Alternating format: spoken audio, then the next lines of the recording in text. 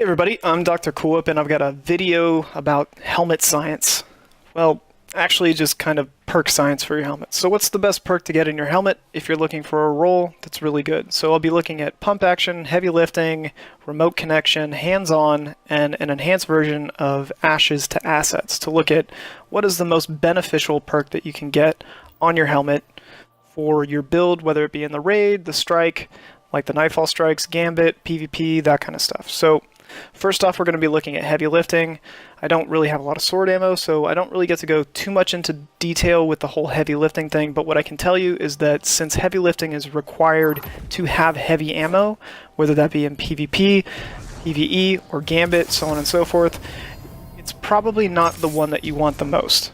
It's not a bad perk, but I think you'll be able to get more upside from a different perk like pump action, or hands-on, or remote connection, something like that, or light reactor, which is the fusion rifle variant. So you can see that you get a couple of kills with your sword, and you get some energy back. Neato. So the way first to go into this, while I'm setting up my gear for pump action, and you'll see the footage in the background, is that the system works on a multiplier. So when you get a kill, you have a base multiplier of 1. You get super energy back based on the type of kill, if it's a red bar or a yellow bar or a boss, so on and so forth. It depends on how much power that enemy has for how much power you get back. The bigger the enemy, the more punch you get back for your super. So that's going to affect everything across the board. If you have a perk like heavy lifting or pump action or remote connection or light reactor or hands-on or Ashes to Assets, you get a 1.5 multiplier back towards your super. So instead of having, let's say, 5% back to your super for a red bar kill, you get 7.5% back for a kill on a red bar with a perk like pump action. Which you can see in the background. I'm already at my super basically for the most part after getting a few kills on some red bars. Not too terrible. Now, I think that pump action is probably one of the more top tier perks that you can get in this because it has the least conditions. Shotguns have a lot of ammunition. They're really good at getting kills, and getting kills is what the perk is going to activate on.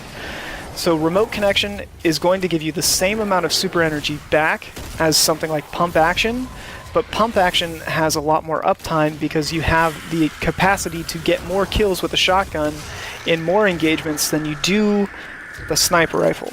You also have more ammunition reserves, and if you have the right armor perks like Shotgun Scavenger and Special Ammo Finder, so on and so forth, you have access to more ammunition as well. So you have more potential with a perk like pump action than you do with something like remote connection.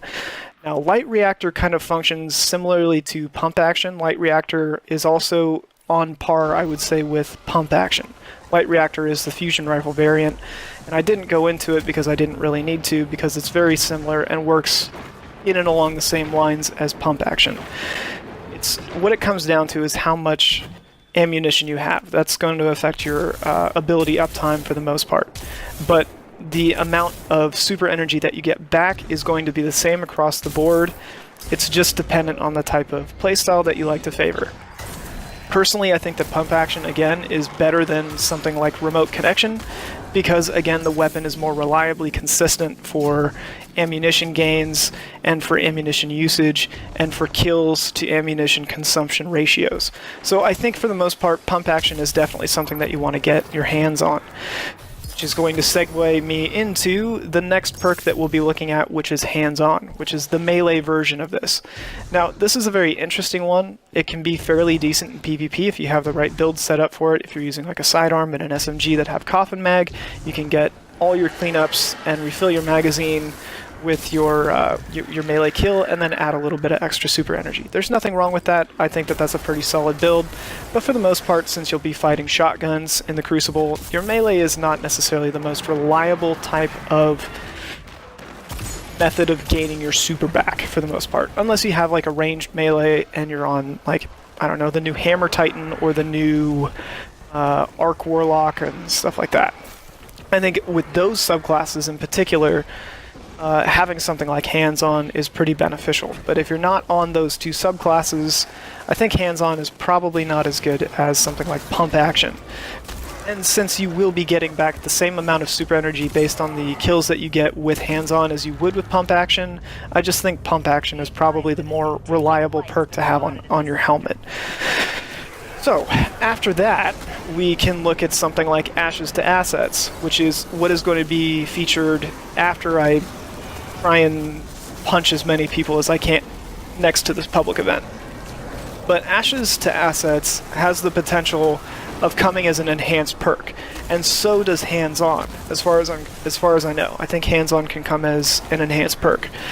And the enhanced perks, they give you a 2x multiplier for the energy that you get back. So if you're killing yellow bars with your grenades, you can fill up your super bar extremely quickly. I know that if you're killing red bar enemies and stuff like that, it doesn't fill up nearly as fast, and the one big downside that you have with something like Ashes to Assets is ability uptime, like with your grenade just not being readily available. But for the most part, I think that the Ashes to Assets is actually pretty strong.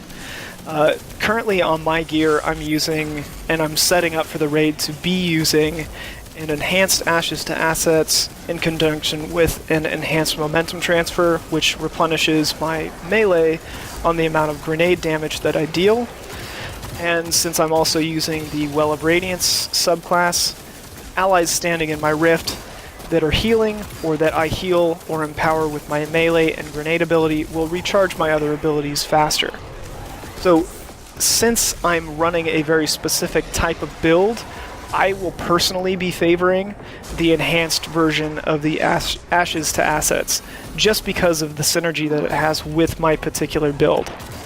I think that, again, like I was saying, pump action is probably the more reliable perk to have, but because I'm not really having to fight ability uptime, and since I also have access to things like mods for grenade cooldowns, I can really tinker with the amount of uptime that I have on my super by playing correctly and playing towards my strengths. Playing support, which is what this class does, makes this class stronger. When this class gets stronger, I get more super energy. When I get more super energy, my class gets even stronger, and it has this kind of snowballing effect that builds and builds and builds and builds.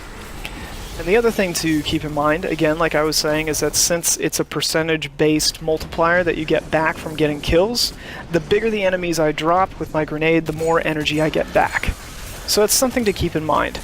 And I think that with the Ashes to Assets perk, there's a little bit more potential to get to your super faster in the amount of time that you have access to your ability, as opposed to something like pump action or remote connection or fusion, light reactor. I think since you have less ability uptime, the ability and super gains that you get from the actual ability itself activating are a little bit more potent. I've noticed that I've gotten quarter bars, half bars, just back from my super and getting yellow bar kills and so on and so forth. So again, the more powerful the enemy you're killing, the more potent your ability will be in the long run. So this is one of the things that I really enjoy doing, is the build science stuff as far as what is the most optimal perk set to run. But the conclusion that I will always have at the end of this is that if you have perks on your armor and you want to do a specific thing, that's what you should be leaning towards anyways. It doesn't matter what I say is better or what anybody else says is better. It might be better for what they're trying to do. So again, personally, what I'm trying to do with this build is have as much ability to uptime as possible for my Warlock to play either support or play DPS with my grenades, and have my super to support my team to do DPS in the raid and in the Nightfall.